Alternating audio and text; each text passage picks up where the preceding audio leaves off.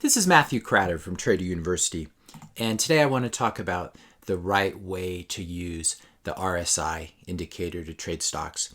If you're interested in learning stock trading strategies that actually work in both bull and bear markets, or you just want to see what I'm trading or investing in, be sure to hit that subscribe button.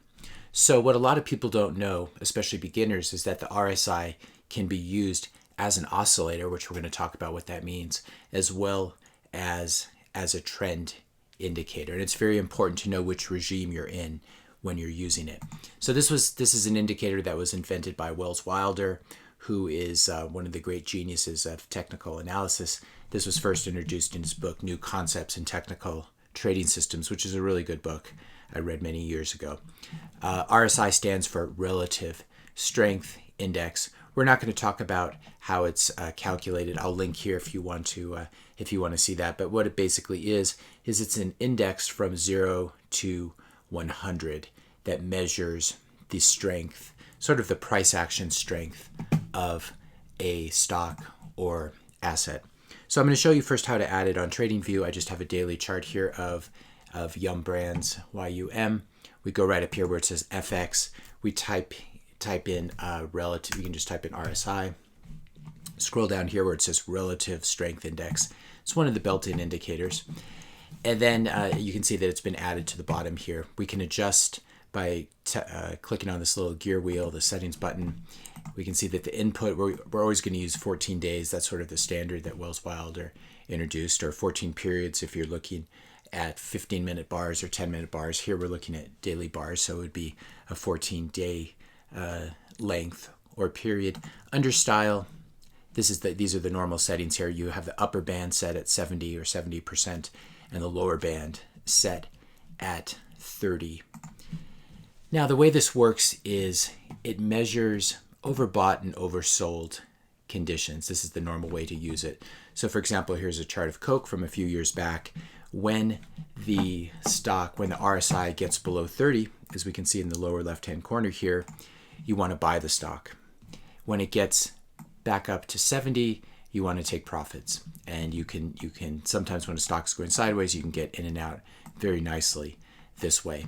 Now, what I want to point out that a lot of people don't realize is this is the right way to use the RSI indicator when you're in a range-bound market, when you're in a sideways market.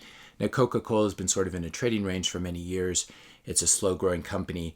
I find that if you're going to use RSI as a mean reversion tool, as an oscillator, where basically you want to buy when the stock is oversold and you want to sell or take profits when it's overbought. You can also go short when it's overbought and then cover your short and go long when it's oversold, as measured by the RSI. This works best for kind of old economy companies, slower growing companies that are growing their revenues much more slowly, like a Coca-Cola, which has been sort of trapped in this large trading range for a while.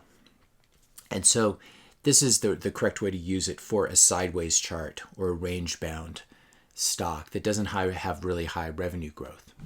Now, if you try to apply this to a tech stock that has a lot of optionality, a lot of call optionality in the sense that it can get very big through network effects, something like a Facebook or a Snap, if you try to use the RSI to pick tops, you're going to get very hurt most of the time.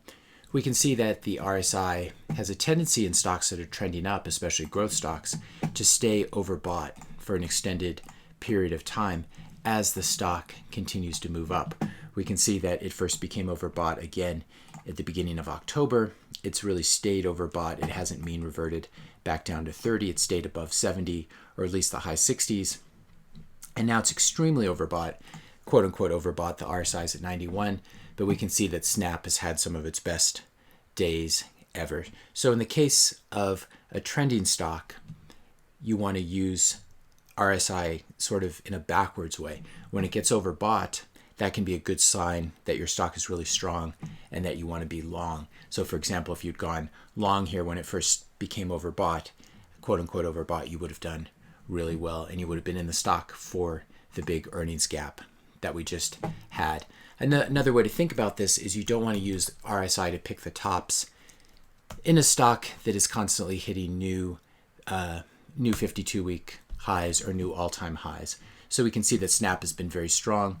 and it's been trading above the blue line here, which is the 50-day moving average, the blue line above the red line, which is the 200-day moving average. So this is definitely something where we would not want to pick a top. It's very different with Coke. Coke is sort of slow moving. The economics are fairly easy to understand. It's a very big company, whereas Snap is constantly evolving. Their user base really varies even from quarter to quarter. It's becoming more and more popular now among high school and college students. And they don't have an actual product that they need to ship. They don't need to fill cans with sugar water and send it around the world. It's a very software. It's a very asset light business, and as such can have really huge upside or huge downside. So in this case, you want to use the RSI as a trending indicator. And especially when you see kind of new traders on StockTwits or in chat rooms somewhere talking about how a stock's overbought and they're shorting it, and it's a tech stock like this, you can be sure they're usually wrong and they're going to get blown away in a short squeeze, as happened with Snap recently. Another example would be Peloton. These are two stocks that we've been talking about for a long time this year. Peloton looking really very, very strong. This is the RSI of Peloton. We can see that it's really been overbought for most of the year. It's never had a pullback. It did pull back below the RSI 30 line back in the March crash, but then it recovered fairly quickly and has been staying at high levels, particularly the last few weeks as it's really melted up. We can see that it's stayed quite overbought. So this would be another example if then we looked at the moving average chart, the 50, 200-day moving average chart. We can see this is another stock that's hitting new 52-week and new all-time highs. So in this case, you definitely don't want to use the RSI to try to pick a top. So I like to use the RSI. You first have to decide sort of from the outset whether you're in a sideways market, a range-bound market, or a trending market. I'll give you an example of using the RSI in a downtrending market, and it can be equally dangerous. So we can see that ExxonMobil has been oversold really since early September. It stayed oversold, and it's continuing to sell off over this period of time.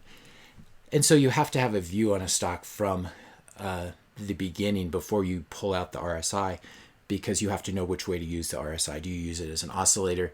Do you buy when it hits 30 and sell when it hits 70? Or do you want to go long when it hits 70? So if you have a fundamental view of the world, for example, that we're still in sort of the COVID crisis, people aren't driving as much, there's not as much demand for fuel, etc. And so there's not going to be as much demand for crude oil and processing and exploration, etc. Then you probably don't want to be long Exxon. Rather, you want to be long Snap because everyone's at home on their computer. So this is one way to approach it. I'll give you a final example, which would be with Bitcoin. The way Bitcoin's been behaving recently, I'm hearing from a lot of people about how it's extremely overbought here, and it does look overbought if you're just looking at the RSI. So we can see that it's really been above 70 for a few days here, actually even for maybe 2 weeks, and yet it's continuing to push higher. It's sort of diverging from the stock market here. It's showing good quote-unquote relative strength even relative to stocks, rather than it looks like that correlation has been breaking down. In addition, we have a nice flag formation here. We've got the big pole sticking up here, and then a period of compressed prices, and it looks like we're going to break to the upside. So everything's looking very bullish for Bitcoin, and so I would suggest that this high RSI is a sign that we're really set to take off, and that Bitcoin's going to be at 15,000 or 20,000 before people believe it. And this is where some fundamental analysis can be very helpful. When we see that PayPal is coming into the Bitcoin space and is going to allow users to store cryptocurrencies in their PayPal wallet, this is a fundamental change in the world.